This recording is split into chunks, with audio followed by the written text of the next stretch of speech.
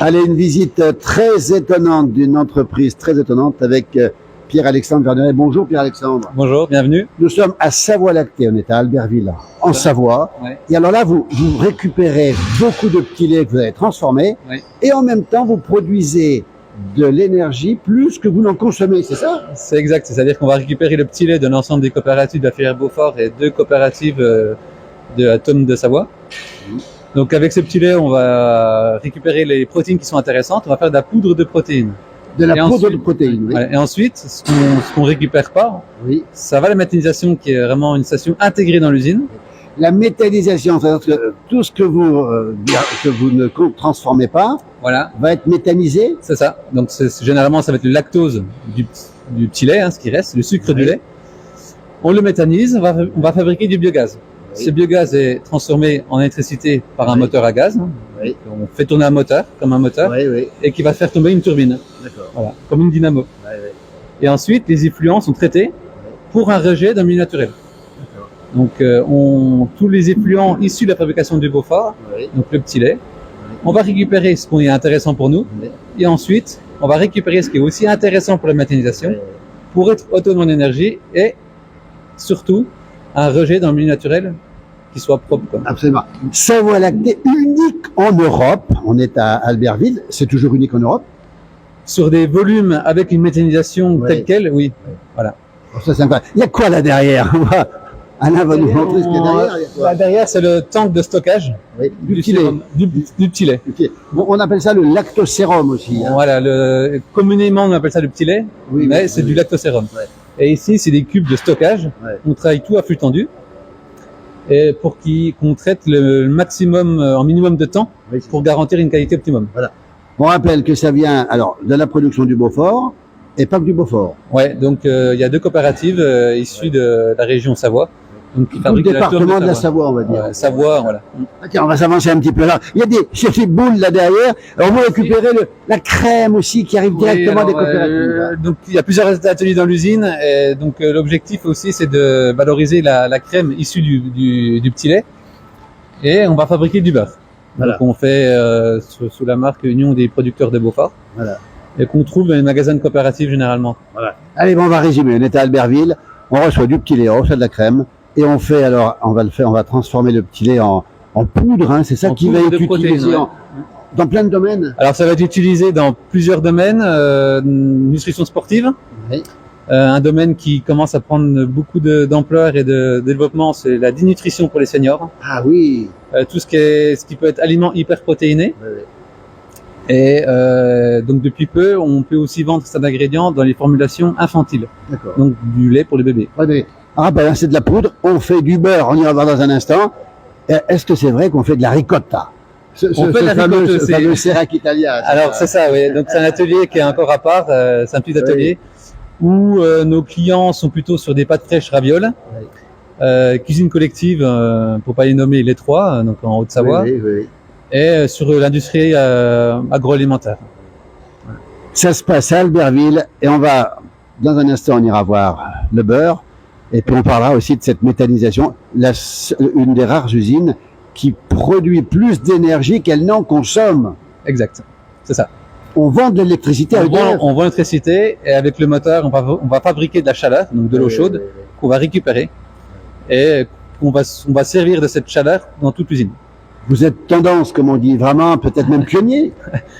Ça a été pionnier quand ça a démarré en 2015, oui. Combien de personnes travaillent ici? Donc là, il y a 16 personnes. 16 personnes. Derrière la caméra, c'est Alain Molot. Et puis, on est avec Pierre-Alexandre. Et on va continuer. On va aller voir, tiens, le beurre. On va voir le beurre. C'est parti. Toujours à Savoie-Lactée à Albertville. Et le beurre qui sort ici. Regardez, la mode de beurre qui arrive là-bas, ici. Alors ici, c'est on conditionne en plaque de 1,5 kg. C'est du beurre qu'on appelle de tourage pour la fabrication des viennoiseries. Donc pour les boulangeries et pâtisseries. Donc c'est un beurre qu'on appelle plaque, qui est un peu particulier, on conditionne en plaque. Voilà. C'est un beurre issu du petit lait, on rappelle. Voilà, c'est un beurre issu du petit lait, donc on peut faire des plaques, on peut faire des meutes de 5 kg pour les boulangeries et pâtisseries, et on fait des plaquettes de 250 grammes. Voilà. Regardez comme c'est impressionnant ici, c'est ce beurre qui sort ici, du beurre de filet. On va aller demander à quelqu'un comment ça se passe ici, le conditionnement. Stéphanie, donc Stéphanie, la responsable de l'atelier, Stéphanie. C'est quoi le savoir-faire pour pas se louper, pour faire ce bon beurre, Stéphanie? Alors, comment dire, moi j'ai appris en observant, déjà. Donc, Il faut veiller à ce qu'ils sortent bien. Au moment où ils sortent, vous en faites quoi exactement? alors déjà, il faudrait qu'on ait un beurre qui soit ferme. Voilà, c'est la première chose parce que les plaques, elles sont pas bien épaisses. Rendez-vous à les plaques ici. Voilà. Quand on fait des modes, c'est beaucoup plus épais. Une mode de 5 kg, ça passe mieux. Mais si c'est vrai que si on a un beurre qui est quand même mou, voilà, c'est compliqué.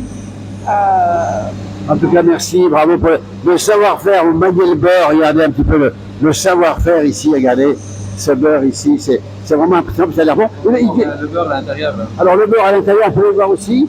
Il est ici le beurre, regardez, il arrive directement, on le voit. On va monter voir avec Pierre-Alexandre le beurre à l'intérieur. On est à Savoie-Lactée, on le rappelle. Ah, on le voit ici, regardez. Ah, ça.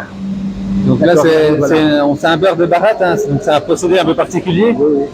Et donc, il y a la barre qui tourne, on fabrique le beurre et le beurre tourne dans un silo et c'est ce qu'on voit ici. Donc c'est le beurre qui est là. Oui, d'accord. C'est un beurre baratté. Un beurre de baratte, ouais. Un beurre de baratte. Voilà, on a eu la poudre, on a le beurre, la ricotte, on peut la voir aussi ou pas? Ouais, il n'y a pas de fabrication, mais on peut aller voir. On va aller voir la ricotte. Tiens. Pierre-Alexandre, on a l'atelier, c'est un peu bruyant. Qu'est-ce qui se passe ici? Donc ici, c'est vraiment le cœur de l'usine, c'est-à-dire que c'est des procédés de filtration physique pour séparer les protéines qui sont intéressantes du petit lait. Voilà, d'accord. Donc, ça veut dire que ces protéines, elles vont donner de la poudre, c'est ça? Alors les protéines, on va extraire les protéines et ensuite on va les sécher et ça va donner de la poudre. Voilà. Cette fameuse poudre qui porte un nom, comment on l'appelle? Alors notre marque s'appelle Protéalpine. Protéalpine, c'est pas beau tout ça, c'est super. Allez, toujours à Savoie-Lactée, toujours à Albertville, avec maintenant alors, la mise en sac, on va le dire, de la poudre qui est fabriquée à partir du petit lait, c'est ça, Pierre-Alexandre? Exactement, et donc on se situe dans un local qui est très spécifique, parce qu'il faut se changer, l'air est filtré. Pour éviter les contaminations, donc on va conditionner en sac ou en big bag, suivant les demandes des clients. On rappelle que ce sont des conditions d'hygiène très particulières. Exact, ouais, c'est ça qui fait un peu la particularité de l'usine, c'est que l'hygiène est très très importante pour garantir la sécurité alimentaire du produit final. On pense à la poudre qui pourrait faire par exemple de la poudre pour les enfants, c'est ça en fait? Notamment, oui, c'est vraiment ce secteur-là qui est très demandeur d'hygiène, quoi. Et derrière nous, Pierre-Alexandre, ici, tous les stocks, il y en a un paquet de stocks ici. Tout ça, c'est la poudre que vous faites, on le rappelle, à partir du petit lait. Voilà, donc tout le stock qu'on voit est déjà vendu. Hein, quasiment toute la production est déjà vendue sur l'année. Et là, c'est en attente avant le départ.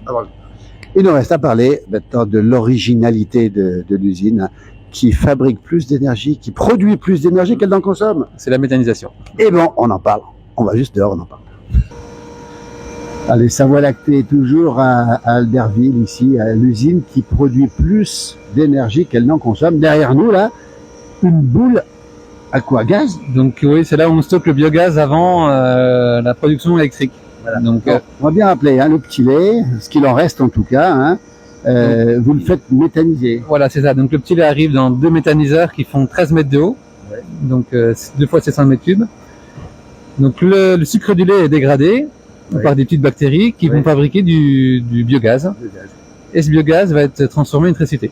Et ensuite, les effluents sont traités pour un rejet de milieu naturel, comme une station d'épuration classique.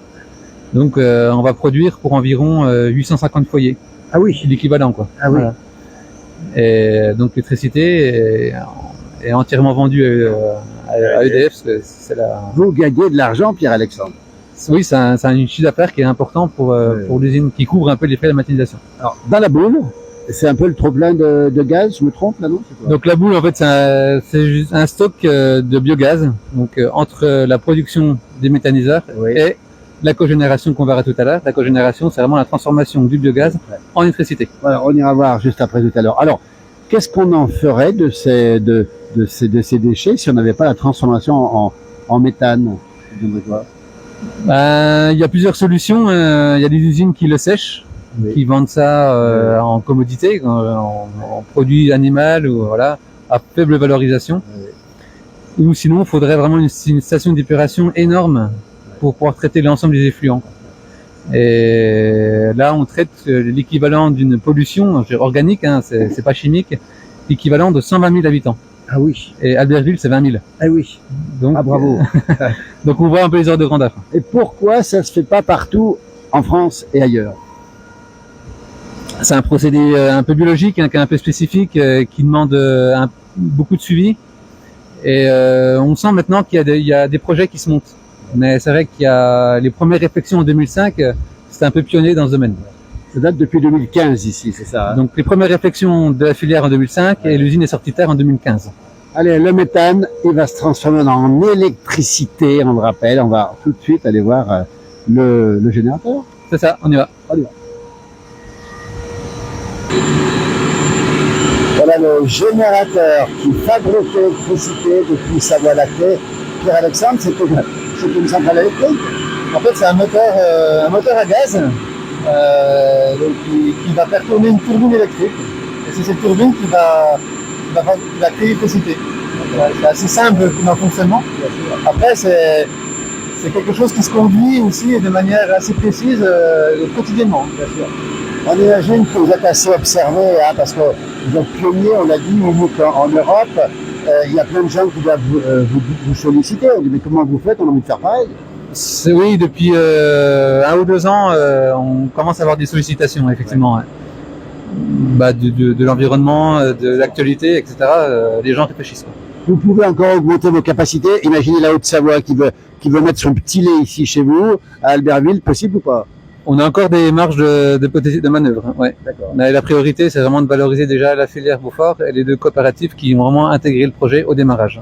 Bravo, on est sous le charme de cette expérience. On rappelle Savoie Lactée qui récupère le petit lait, qui fait de la poudre, qui fait du beurre, qui fait de la ricotta, électricité. Et l'électricité. C'est pas beau tout ça? On a tout au menu. C'est ça. Merci Pierre-Alexandre, bravo à vous, à vos équipes. Merci Alain Molot, merci beaucoup. Merci.